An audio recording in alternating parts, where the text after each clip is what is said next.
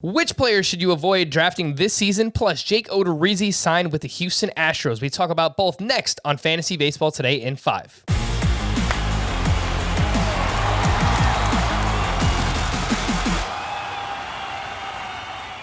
Welcome into FBT in 5, a podcast that gets you caught up fast on the fantasy news and advice that you need to know. Follow and stream us on Spotify and anywhere else podcasts are found.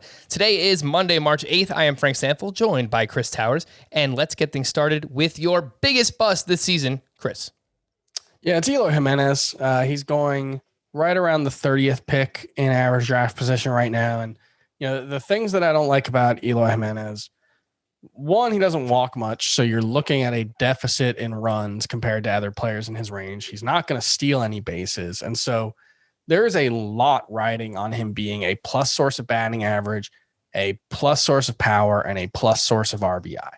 I believe in the power, although I'm not sure he's as safe a bet for 35 homers as most people think, because he does have a high ground ball rate. But I'm not sure about the batting average. He is someone who has struck out right around 25% of the time so far in his career, which means he's going to have, a high BABIP, high home run to fly ball rate to be a plus source of batting average. I think there's a decent chance we're looking at him as, similar to Michael Conforto or Nicholas Castellanos moving into 2022. I love the talent of Eloy Jimenez, but you mentioned the ADP 35.6 as the 9th outfielder off the board, according to Fantasy Pros.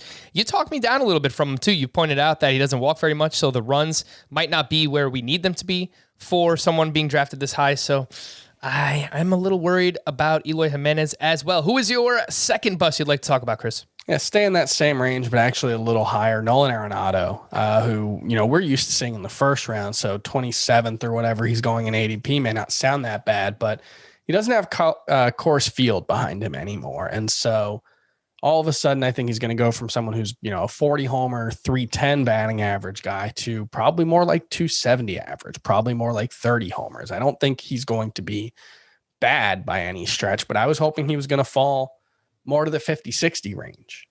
Where I have him ranked, I have Anthony Rendon, Alex Bregman, and Rafael Devers all ranked quite a bit ahead of him, around 20 picks. And he's going ahead of those guys in ADP. Nolan Arenado is in the Eugenio Suarez range, and I would bet on Eugenio Suarez hitting for more home runs than Nolan Arenado in 2021.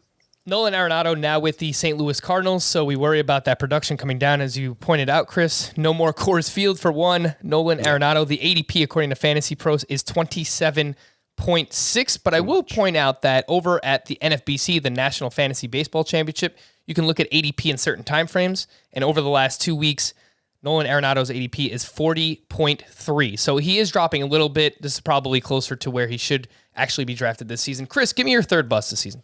Yeah, going back to the start of the 2019 season, Tyler Glasnow started 153.2 innings over 31 starts, and that's including the postseason. You compare that to someone like Walker Buehler, who we have a lot of workload concerns. Walker Buehler's made 45 starts to Glasnow's 31.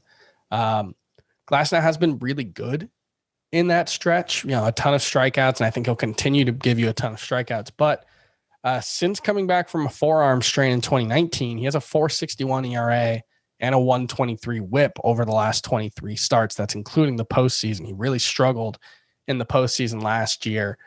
I think you're looking at a lot of workload concerns. I think you're looking at innings limits. I think you're looking at questions about how efficient he can be and whether he'll have a low ERA and whip. Strikeouts per inning is kind of the only thing I really expect Tyler Glasnow to be elite at. The last name that we will talk about today mentioned Jake Odorizzi signed with the Houston Astros. We still don't have an update on Framber Valdez, but he might be out for the season. But now Odorizzi finds himself in Houston. What do you think about that fit, Chris? I think it's fine. The Astros tend to get the most out of the pitchers that they acquire or the guys that they develop. So you would expect the same for Odorizzi. His fastball velocity was up in 2019. It led to a jump in strikeout rate. I'm not expecting him to be, a 10K per 9 guy like he was in 2019. I'm not really expecting him to be a strikeout per inning guy, but maybe a high 3s ERA and decent win numbers could give you reason to draft Odorizzi late. But he's my number 70 SP going into 2021. So I'm not super excited about it.